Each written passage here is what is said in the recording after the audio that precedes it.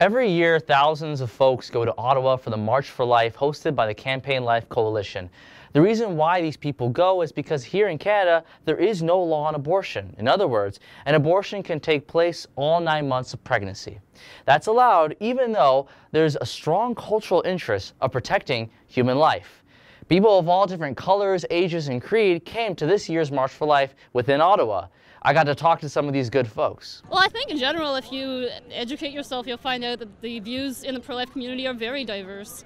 There are pro-life gays and lesbians, there are pro-life atheists like me, there are pro-life Muslims, pro-life pagans. You know, it's not a religious view. It doesn't. Many people ground their views in religion, but it really isn't a religious view. Well, I think the science is pretty clear, and it's becoming clearer and clearer every day. You know, we have medical advancements that are happening, and you know, it's pretty obvious that the life inside the womb is nothing, or it is a life inside the womb, so it should be protected as such. So we should have laws that reflect that. I think you see it at events like this where, you know, you have this many young people gathering to really speak life and to protect life and to respect life. And, you know, I'm praying to raise up a generation of at least 3 young boys, and boys who will learn to love and protect and cherish all human life from the moment of conception to natural death.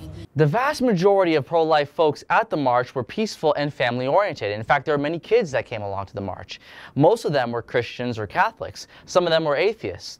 But of course, like every year, the pro-life march also attracts counter-protests. This year, there were 2 types of counter-protesters at the march. There was a group of pro-choice protesters, and then there was a self-proclaimed proletariat, communist, feminists who were mostly males decked out with face masks. I got to talk to the pro-choice counter-protesters at the March for Life. One of the counter-protesters, a member of Unifor Local 6004, claims to speak on behalf of Unifor workers, even though that might not be the case, that everyone within the union is pro-choice and wants her representing them. I find it very sad actually that our tax dollars are paying for these kids to come out on a field trip to come here. Everybody's allowed to have their different opinion, but to have our tax dollars paying for them to come here when they're still kids, they're still figuring things out and where they fit in the world, so yeah. Well, I mean, there's a lot of high schoolers, but there's also a lot of older people as well. There's a lot of families, that kind of stuff. Yeah, and it comes down to choice. It's my body and it's my choice, and I don't need anybody else legislating that for me. There's no law on abortion right now, so there's no sort of legal restrictions here in Canada. And similar countries to that is like China and North Korea. Since there's no law on abortion in Canada, would you say that's a good thing or would you say that's a bad thing? There's no restrictions. No restrictions? Yeah. I'm not going to say either way because I don't know enough about it, right? So I'm not going to say I feel strongly one way or another because I'd have to look and see at other countries where they do have those restrictions and see how it affects women. Would you think that, would you agree with the restrictions for sex-selective abortions, for example? So like if the mother has a girl and she says, I don't want a girl, would you agree with that form of abortion? I'm not going to say anything on that because you're going to twist my words on that. No, I'm not going to twist your words. It's just it's a hardball question. I'm not going to answer that because you're going to twist my words. I talked to more pro-choice counter-protesters at the March for Life.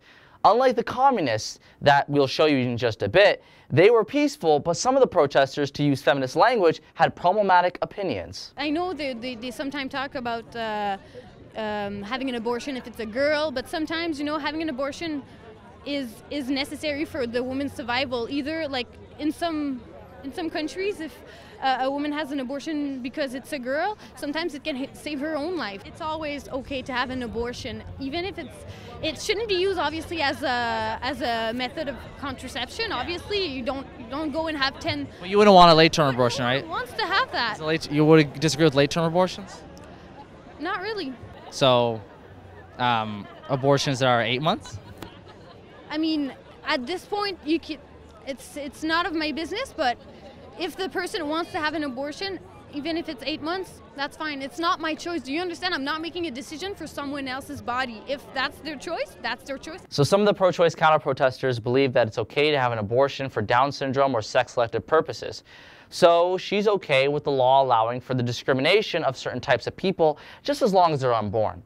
Ironic that they're claiming to stand up for women's rights when it's sex-selective abortions that mostly impacts female unborns. It's a shame that she and many others in the group think this way, but at least they're not acting violent. The communist rioters, on the other hand, well, they're a whole different story. If it wasn't for the police presence, there isn't much doubt in my mind as to whether or not they would have acted violently and clashed against the pro-lifers. My biggest takeaway from the March for Life is the contrast between the pro-lifers, the pro-choicers, and the communist rioters. I love talking to the pro-lifers because to me, it seemed like they had no hatred within them. They didn't hate their country, they didn't hate the other side, they simply wanted their country's law to change so that life is protected in all stages of development. I can't say the same thing about the other side. Hey, can you fuck off, please? Can you fuck off? I'll end off this video by saying this. In Canada, our media almost never covers this event, and when they do cover this event, they either downplay the size of the event or downplay public opinion on the issue. This isn't North Korea. This isn't China. We need a law. I'm Fayza from the Rebel.media. If you like that video and you think there should be a law on abortion, like and subscribe to Rebel.media.